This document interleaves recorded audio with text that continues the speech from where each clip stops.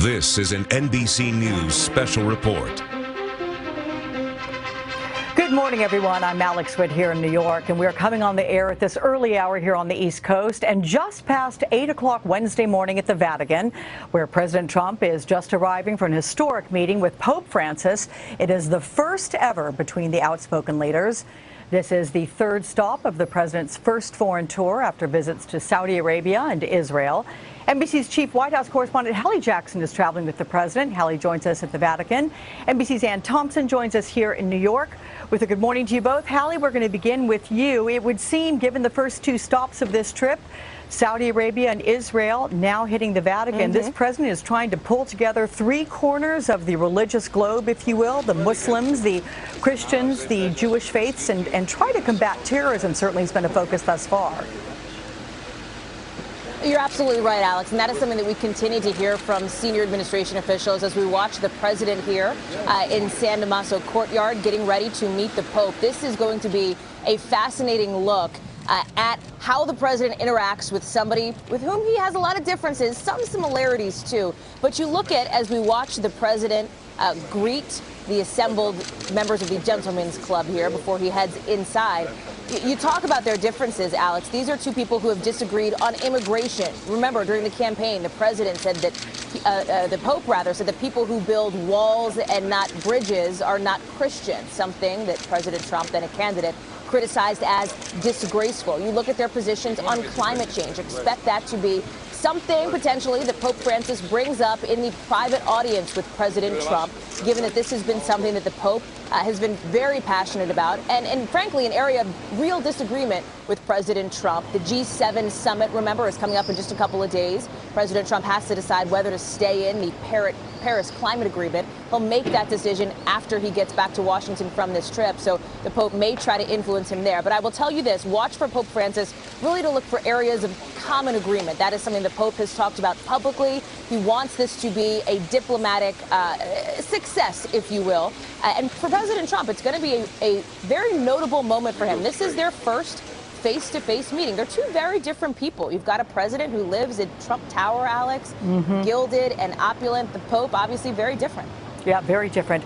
Ann Thompson, we have left the beautiful San Damaso courtyard there, and we've now gone into the area that will lead into the papal library where these men will ultimately meet. This gorgeous area. They're getting to the second loggia, the Lodge of Raphael.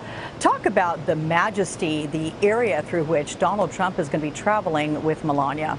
Well, he is going to see the very inner workings of the Vatican and sort of walk through these halls where the grandeur of the Vatican is on display. You saw him there with Archbishop Georg Ganswein. He is the prefect of the papal household. He is also the personal secretary of Pope Benedict XVI, so he might look familiar to some of you who are longtime Vatican watchers. And then, of course, they were accompanied inside by the papal gentlemen. Those are the men in the very formal dress. And Vatican and the Swiss guards will meet them on the second loggia, and then they will walk through that series of rooms, which is really a walk that's designed to give the head of state the sense of power and majesty and purpose of the Vatican city-state. And they will go through a room called Clementine Hall. That is usually where, when the Pope has a private group audience, that's where that's held. And they eventually will end up in what's called the Room of the Little Thrones, and that is where President Trump will be greeted by Pope Francis, who will come out and then invite him into the papal library, where they will sit at a long table, basically a desk, and have their private meeting. Alex? And when you say private, that will exclude the First Lady, who joined her husband wearing the traditional mantilla there. We see others in the presidential entourage that are coming. I believe I saw Ivanka and her husband Jared as well, Hope Hicks. Communications director there. So a number of people will be joining them. But let's talk about the speed of this particular trip. And it's going to be happening at a quicker pace than usual because the Pope rather has an agenda. Every single Wednesday, thousands gather there in St. Peter's Square because they want to hear him for the weekly audience. He does. He has a general audience at 10 o'clock in the morning, Rome time. And in fact, that is why usually heads of state come into the Vatican and they come through St. Peter's Square. President Trump did not do that. He went through the Perugino Gate today, which is basically a side entrance to the Vatican because St. Peter's Square is already set up for that general audience. And the Pope likes to get in his Pope-mobile about 9:30 Rome time and tool around in the Pope-mobile to greet the thousands of people. In fact, people are already in St. Peter's Square this morning waiting to see the Pope. And you know that connection with his flock is so important to him. It's actually almost oxygen for him. And here we see the First Lady and the President and then Archbishop Ganswein going into the elevator to take them up to the second loggia. And they'll be passing through an area that has just magnificent works of art and the history there. I mean, it really does say we have been here for a long time. There are works of art from the 1500s adorning those walls, and all of that has got to make an impression on this president. Well, and I think it's to, you know, it's, as you said, it's to convey the majesty, the history, the grandeur of the Vatican, but also the seriousness of this meeting. This is not, you know, this is not meeting a celebrity. This is meeting a man who is the leader of 1.2 billion people, 1.2 billion Catholics around the world, who is quite arguably the most popular man in the world. I mean, Pope Francis has really changed the narrative of the Catholic Church in just 4 years as the leader of the Catholic Church. He has put mercy and compassion at the forefront of the Catholic Church.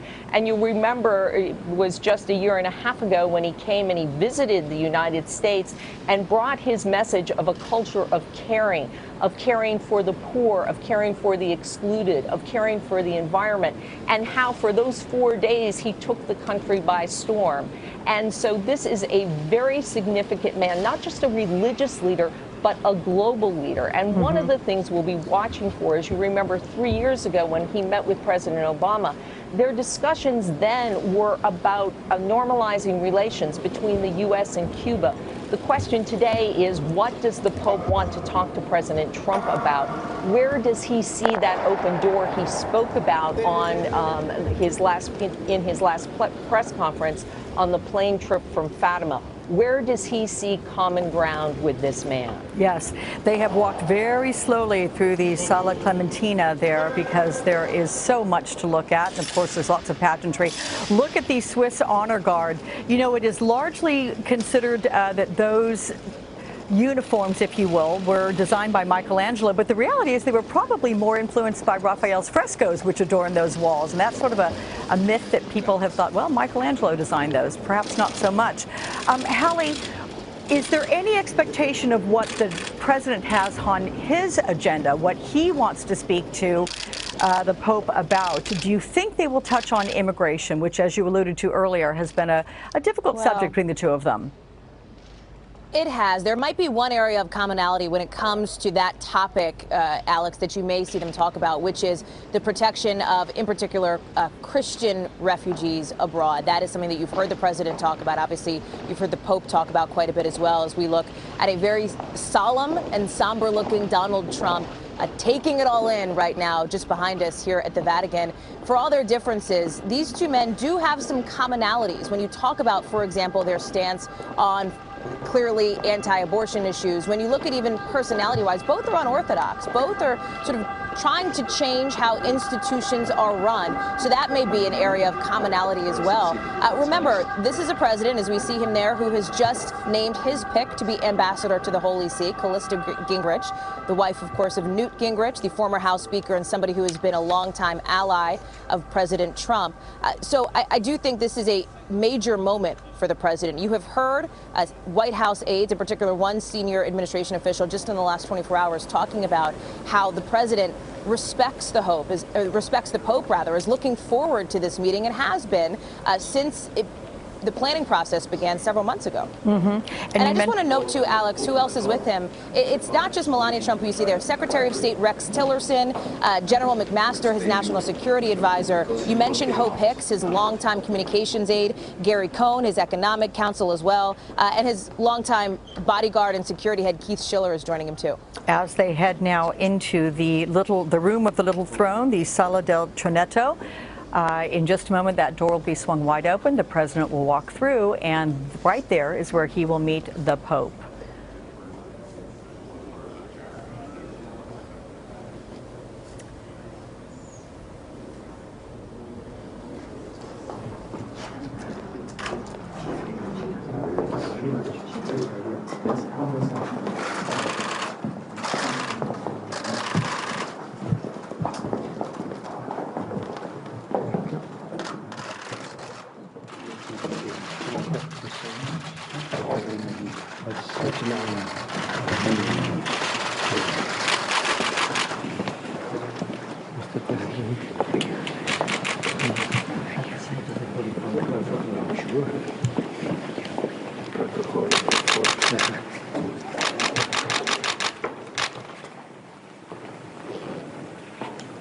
Thank you. Thank you. Thank you.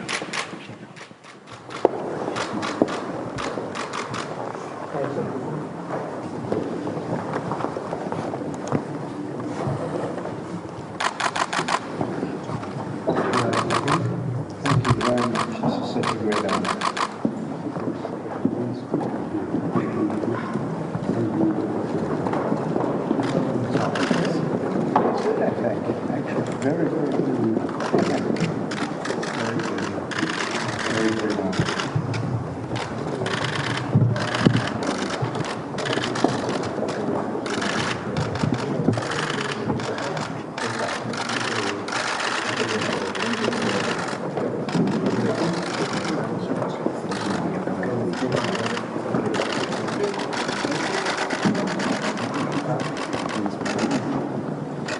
Thank you.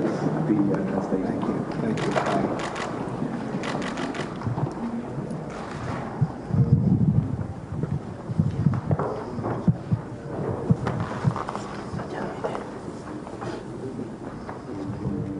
And they will very shortly begin their private discussion. You saw a gentleman sit down there. That will be the translator. We know that while the Pope does speak English, he is far more comfortable speaking in Italian or Portuguese, and so they have brought in a translator. Though he did seem to give his greetings and the hellos in English, which they exchanged back and forth. Ann Thompson, this is not going to last, as we were saying, as long as usual. The expectations, what, about perhaps 15, 20 minutes, so the Pope can get out to the weekly audience? Yes, somewhere, I think, no more than 25, 30 minutes. When President Obama met with Pope Francis in March of 2014, that meeting lasted 52 minutes, but this time it is exactly the pressure of that general audience that is going on there. The two men now, the Pope and President Trump, are left with their interpreters. You saw Monsignor Mark Miles there, who was the priest sitting next to the Pope, who will do the interpreter for him. But it was a fairly warm welcome between these two men. Alex? Absolutely. All right, Ann Thompson, thank you so much for that. Hallie Jackson as well at the Vatican for us. I thank you. And for all of you, we'll certainly have much more on NBCnews.com and MSNBC, and of course the very latest live from the Vatican this morning on Today with Matt Lauer and Savannah Guthrie. I'm Alex Witt, NBC News, New York.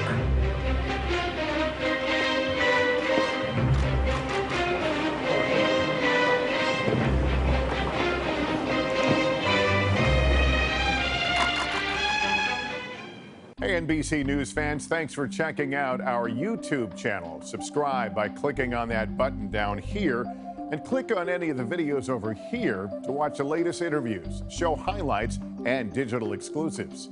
Thanks for watching.